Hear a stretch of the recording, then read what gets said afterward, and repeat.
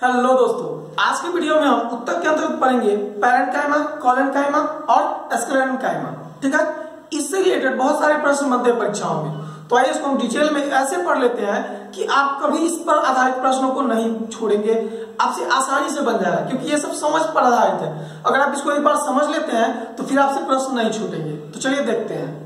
सबसे पहले तो ये जान लीजिए कि पिछली कक्षा में हमने आपको पढ़ा दिया है पादप उत्तक में पौधे के जो विभज्योतक उत्तक थे, एपिकल, लेटरल और इंटरकैलरी, उसको पढ़ा दिया। आज दूसरा पार्ट होगा अस्थायी उत्तक का। पौधों में अस्थायी उत्तक जो होते हैं वे दो प्रकार के होते हैं। ठीक है, एक सरल अस्थायी उत्तक, एक जटिल अस्थायी उत्तक। ठीक है, सरल अस्थायी उत्तक के बारे में आज हम अध्ययन करेंगे और जटिल अस्थायी उत्तक दो प्रकार के होते हैं, एक होता है जाइलम और एक होता है फ्लोएम। उसके बारे में विशेष रूप से अगले वीडियो में चर्चा करेंगे। आज की वीडियो में देखते हैं पैरेन्काइमा, कोलेन्काइमा और स्क्लेरेन्काइमा। देखिए, सरल अस्थायी उत्तक, ठीक है, वैसे उत्तक जो सामान्य रूप से विभज्योतक उत्तकों से ही सरल उत्तकों में बदले होते हैं। ठीक है, इसमें हम देखेंगे अगर आप इस सब का सामान्य नाम मतलब हिंदी नाम जान जाते हैं तो आप आसानी से इनको मतलब कि टिक कर पाएंगे कि हाँ कौन सा सही आंसर होगा, कहां पर किसका कार्य है। पहले इसकी विशेषताओं को देखते हैं। ठीक है, आप इन तीनों की विशेषताओं को ध्यान से देखिए और आपको इससे रिलेटेड एक भी क्वेश्चन नहीं छूटेगा। तो चलिए शुरू करते हैं। सबसे पहले हम देखते हैं पैरेन्काइमा में। तो पैरेन्काइमा जो इसको हिंदी में कहते हैं मृदुत्तक, क्या कहते हैं? मृदुत्तक। ठीक है, मतलब कि मृदुत्तक, मृदु मतलब क्या होता है? मृदु मतलब होता है मुलायम, मृदु मतलब मुलायम और उत्तक मतलब उत्तक, तो मुलायम उत्तक हो गया ना। पैरेन्काइमा मतलब क्या? मृदुत्तक, मुलायम उत्तक। ठीक है, तो मृदुत्तक मतलब कि इसकी जो कोशिकाएं होंगी वो मुलायम होंगी। मुलायम कैसे होंगी? तो ध्यान दीजिए, दूसरा टॉपिक होगा इसका कि पैरेन्काइमा की कोशिकाएं जो होती है, ठीक है, वो पतली सेलुलोज की झिल्ली से, मतलब कि उसका जो कोशिका भित्ति होता है वो पतले सेलुलोज से बना होता है। सबसे पहला पॉइंट क्या कि पैरेन्काइमा का कोशिका भित्ति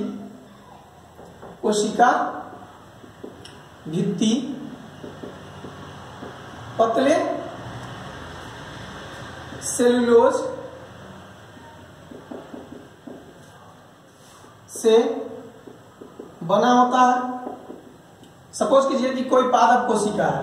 ठीक है, अब पादप कोशिका में अगर भित्ति मोटी रहेगी, अगर भित्ति जो कोशिका भित्ति है वो मोटी रहेगी तो कोशिका तो कठोर होगा, अगर ये पतली है तो कोशिका क्या होगी? मुलायम, मृदु। ठीक है, तो चलिए, तो इसकी कोशिका भित्ति पतली सेलुलोज से बनी होती है। ठीक है, पतली दीवार होती है। अगला पॉइंट इसके बारे में हमको समझना है कि ये जो होते हैं वो कहां कहां पाए जाते हैं। इसकी कोशिकाएं जीवित होती है, इसकी कोशिकाएं जीवित कोशिकाएं होती है, इस बात को भी लिख लीजिए, जीवित कोशिकाएं। इसकी भी कोशिकाएं जीवित होती है जबकि इसकी कोशिकाएं मृत कोशिकाएं होती है। आगे हम चर्चा करेंगे उस पर। चलिए, अगला पॉइंट आप इसमें समझिए कि पैरेन्काइमा कहां कहां पाया जाता है। तो आप ध्यान से समझिए कौन कौन से भाग पौधे में मुलायम होते हैं। तो जो नया तना बनता है, जो तना का सबसे ऊपरी भाग, नया नया जो पत्ते खिलते हैं वे क्या होते हैं? मुलायम होते हैं ना एकदम। तो उन जगहों पर कैसा उत्तक पाया जाता है? मृदुत्तक पाया जाता है। कैसा उत्तक पाया जाता है? मृदुत्तक पाया जाता है। दूसरी बात कि लिखिए, ये उत्तक कहां कहां पाए जाते हैं? तो पत्तियों के, एक सेकंड पहले लिख देते हैं, आपको क्लियर हो जाएगा, टाइम ज्यादा। ठीक है, तो पौधे की मुलायम भाग जैसे जो नए तने बनते हैं, नए तनों में, जड़ों में, जड़ भी तो जड़ की जो शाखाएं होती है वो मुलायम होती है, तो जड़ों में, मूल में और पत्तियों के एपिडर्मिस में। पत्तियों का एपिडर्मिस मतलब पत्तियों का ऊपरी भाग। ठीक है, उन जगहों पर कौन से उत्तक पाए जाते हैं? तो पैरेन्काइमा या मृदुत्तक। अब इनके कार्यों को देखिए, कार्यों से भी प्रश्न बनते हैं। जैसे इसका कार्य क्या होता है? तो ये पत्तियों में मौजूद होता है। ठीक है, और पत्तियों के ऊपरी भाग एपिडर्मिस में, मतलब कि भोजन बनाने का कार्य भी करता है। पैरेन्काइमा में भोजन का निर्माण भी होता है इन उत्तकों में। तो ध्यान दीजिएगा, इससे एक पॉइंट बनता है कि पैरेन्काइमा पैरेन्काइमा में जब क्लोरोफिल मौजूद होता है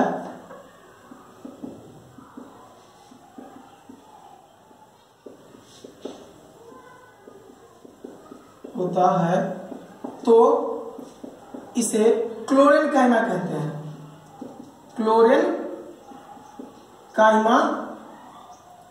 कहते हैं। ठीक है, तो इस बात को याद रखेंगे कि जब पैरेन्काइमा में क्लोरोफिल पाया जाएगा, मतलब जब भोजन बनाने का कार्य करेगा, तब हम इस उत्तक को क्या कहेंगे? क्लोरेन्काइमा कहेंगे। ठीक है, उसके बाद एक बात और है विशेष इसमें कि कुछ जलीय पौधे होते हैं, बहुत सारे जो जलीय पौधे होते हैं, उन जलीय पौधों में एक प्रकार का पैरेन्काइमा का ही एक भाग होता है जिसको हम कहते हैं वायुत्तक। क्या कहते हैं? वायुत्तक, एरेन्काइमा। क्या कहते हैं? एरेन्काइमा। और वह उस पौधों मतलब कि उस पौधे को जल में तैरने में सहायता करता है, जल में तैरने में सहायता करता है। तो जल में तैरने में सहायता करने वाला जो उत्तक है वो पैरेन्काइमा का ही एक भाग है और उसे क्या कहते हैं? वायुत्तक कहते हैं। क्या कहते हैं? वायुत्तक या एरेन्काइमा। ठीक है, एरेन्काइमा जलीय पौधों में मौजूद होता है और पौधे को तैरने में सहायता करता है। वायुत्तक जलीय पौधों में मौजूद होता है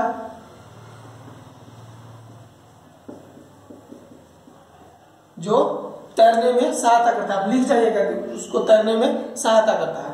अगला पॉइंट क्या बनता है कि यह खाद्य संचय का काम करता है। पैरेन्काइमा जो है वह खाद्य संचयन करता है। ठीक है, मतलब भोजन को जमा करता है। ठीक है, तो यह खाद्य संचयन करता है। साथ ही जो पौधे के उत्सर्जी पदार्थ होते हैं, पौधे के उत्सर्जी पदार्थ क्या होते हैं? गोंद, रेजिन, ठीक है, लैटेक्स, गोंद, रेजिन, लैटेक्स, जो कि दूध निकलता है पौधे से, उसको लैटेक्स कहते हैं। तो उन सब पदार्थों को भी संचित करने का काम किसका होता है? पैरेन्काइमा का। तो इसको भी आप नोट कीजिए कि पौधों के उत्सर्जी पदार्थ जैसे लैटेक्स, रेजिन, उसके बाद गोंद को संचित रखता है।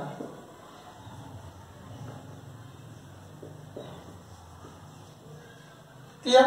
तो ये हो गया पैरेन्काइमा के बारे में विशेष बातें। ठीक है, आपको आसानी से याद हो जाएगा अगर इतने बातों को आप समझ पाते हैं। आपको रटना नहीं है, बस समझना है। यहाँ पर देखिए क्लोरोफिल पाया जाएगा तो क्लोरेन्काइमा कहेंगे, यहाँ पर वायु होगा तो एरेन्काइमा। ठीक है, ऐसे याद हो जाएगा। यह खाद्य संचय का काम करता है। ठीक है, अगला है कॉलेन्काइमा। क्या है? कॉलेन्काइमा। कॉलेन्काइमा के बारे में जानिए। इसको इंग्लिश में कहते हैं, मतलब हिंदी में कहते हैं स्थूल कोण उत्तक। स्थूल कोण उत्तक। ठीक है, तो स्थूल मतलब मोटा, स्थूल मतलब मोटा, और इसको स्थूल कोण उत्तक इसलिए कहते हैं क्योंकि इसकी जो कोशिकाएं होती है, ठीक है, इसके कोनों पर मोटे ज्यादा मात्रा में इसके कोशिकाओं के कोने मतलब कि कोने पर या किनारों पर ज्यादा मात्रा में सेलुलोज पाया जाता है। ठीक है, ज्यादा मात्रा में सेलुलोज पाया जाता है जिससे इसकी कोशिका भित्ति ज्यादा मोटी हो जाती है, जिससे कोशिका की मोटाई बढ़ जाती है। ठीक है, इसीलिए इसको हम कहते हैं स्थूल मोटा, स्थूल कोण उत्तक। तो इस तरह से इसको हम स्थूल कोण उत्तक कहते हैं, या स्थूल मतलब मोटाई समझ लीजिए। अब पौधे के जो भी गूदेदार भाग होते हैं, पौधे के जो भी गूदेदार भाग होंगे वहां पर यह मौजूद होगा। जैसे पत्तियों के जो डंठल होते हैं, ध्यान देंगे आप, यहां से मान लेते हैं कि पत्तियां निकली। ठीक है, तो ये जो भाग है ये कैसा होता है? मुलायम और मोटा होता है। तो यहाँ पर क्या पाया जाएगा? कॉलेन्काइमा, स्थूल कोण उत्तक। ये जो इससे जो ये पतली रेखाएं निकल रही है, ये भी देखेंगे आप, मुलायम होता है, मोटा होता है, स्थूल कोण उत्तक से बने होते हैं। किससे बने होते हैं? स्थूल कोण उत्तक से। ठीक है, तो पत्तियों में भी मौजूद होते हैं। तो स्थूल कोण उत्तक के बारे में कुछ विशेष बातें को नोट करते हैं। तो चलिए, यह पुष्पवृंत पुष्प प्रिंट क्या होता है, जैसे कि मान लेते हैं कि यहाँ पर एक फूल बनाते हैं हम, ठीक है। तो यह जो पुष्प है, पुष्प का जो सबसे निचला भाग है जिस पर पुष्प अरा होता है, या पुष्प का जो ये डंठल है, ये सभी गुदेदार मतलब मोटे स्थूल कोण उत्तकों से बने होते हैं। तो इसी को कहते हैं पुष्प वृंत। पर्म वृंत हमने थोड़ी देर पहले बनाया था एक पत्ती, और आपको समझाया था कि ये जो भाग है ये पर्म वृंत है, जिस पर पत्ता टिका हुआ है, ठीक है। तो ऐसे या जो फल टिके हुए होते हैं, कोई फल जो टिका होता है, ठीक है, जिस डंठल से ऐसे करके सब कुछ करते हैं, तो ये जो डंठल है यहाँ पर कौन से उत्तक पाए जाते हैं, स्थूल कोण उत्तक। याद रखेंगे कि स्थूल कोण उत्तक जड़ों में नहीं पाए जाते हैं, जड़ों में नहीं पाए जाते हैं, ठीक है। तो ये जड़ों में नहीं पाए जाते हैं, पुष्प वृंत, पर्म वृंत, ठीक है, और फलों के डंठल के रूप में ये मौजूद होते हैं। अब आगे देखिए, अगला पॉइंट है इसी में कि यह पौधे को यांत्रिक सहारा प्रदान करता है, पौधों को यांत्रिक सहारा प्रदान करता है।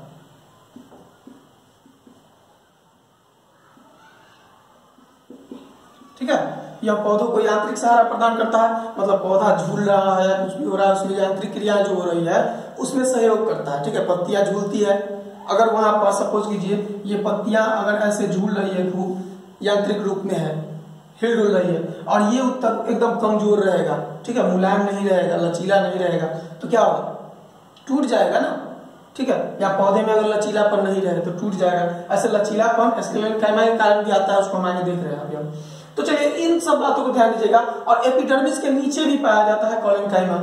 और एक चीज याद रखिएगा कि इसमें भी जब कोलेनकाइमा उत्तक में भी क्लोरोफिल मौजूद रहेगा तो यह भी भोजन बनाएगा, क्योंकि जहां पर क्लोरोफिल मौजूद होगा, क्लोरोप्लास्ट मौजूद होगा, वहां पर भोजन का निर्माण होगा।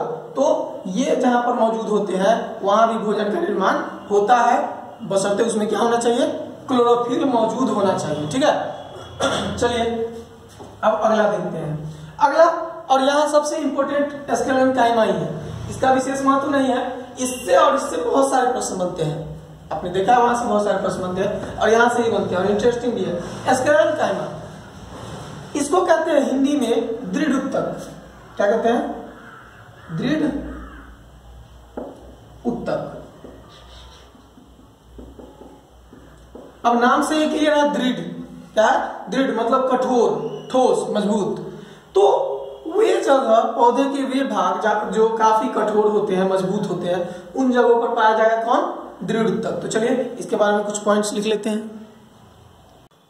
यह उत्तक पौधों में इसकी कोशिकाओं की स्थिति पहले समझिए। इसकी दृढ़ उत्तक की कोशिकाएं कुछ विशेष है इन दोनों से।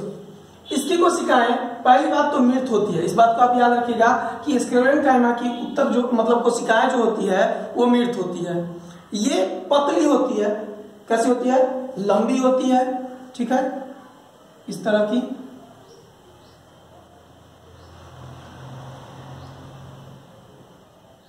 लंबी होती है, पतली होती है और सक्रिय होती है, और दोनों सिरों पर नुकीली होती है, दोनों सिरों पर नुकीली होती है, ठीक है। एक चीज ध्यान रखिएगा जो कि सबसे विशेष बात है यहाँ पर, कि ये इतना कठोर क्यों हो जाता है, यह उत्तक इतना कठोर क्यों हो जाता है। जैसे आप देखते हैं ये कहाँ पाया जाता है, तो आपको बता दें तना में, फलों तथा बीजों के कठोर आवरण में। जैसे नारियल का आप आवरण देखते हैं, बहुत ही कठोर होता है, और उसके ऊपर जो रेशेदार झिल्ली होता है, नारियल के ऊपर जो रेशेदार झिल्लियां होती है, ठीक है, वो जो झिल्लियां होती है वो आप देखते हैं पतली नुकीली कैसी होती है।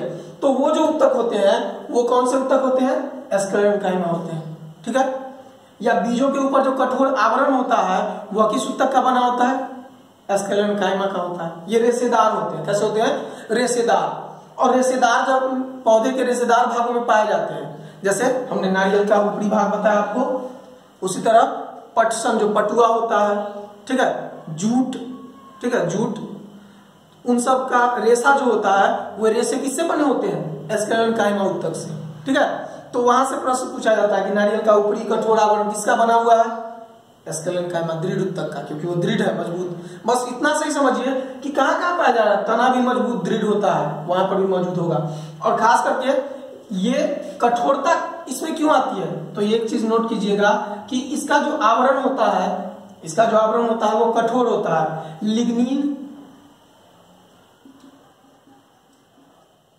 लिग्निन नामक जो कठोर पदार्थ, लिग्निन के जमाव के कारण कठोर होता है।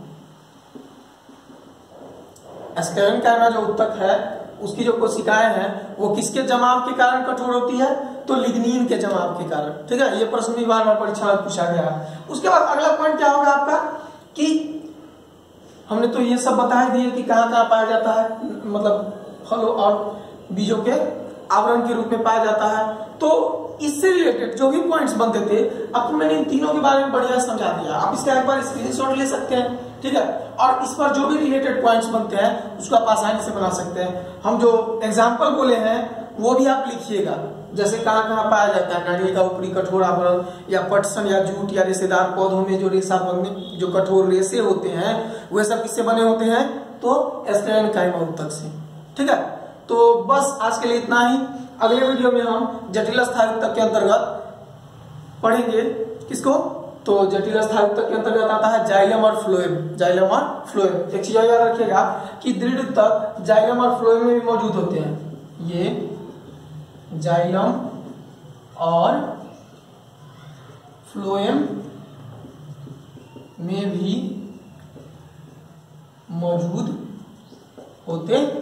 जाइलम फ्लोएम काफी आसान लगता होगा आपको, सोचते होंगे जाइलम जल का परिवहन करता है, फ्लोएम भोजन का परिवहन करता है, लेकिन उसमें जो जितने विशेष पॉइंट है और जो परीक्षाओं में पूछ दिए गए हैं प्रश्न उत्तर वो काफी इंटरेस्टिंग है। आप अगर उसको एक बार समझेंगे तो आपको पता चलेगा कि वो कितना विस्तृत चीज है। ठीक, तो बस आज के लिए इतना ही, अगले वीडियो में मिलते हैं, धन्यवाद।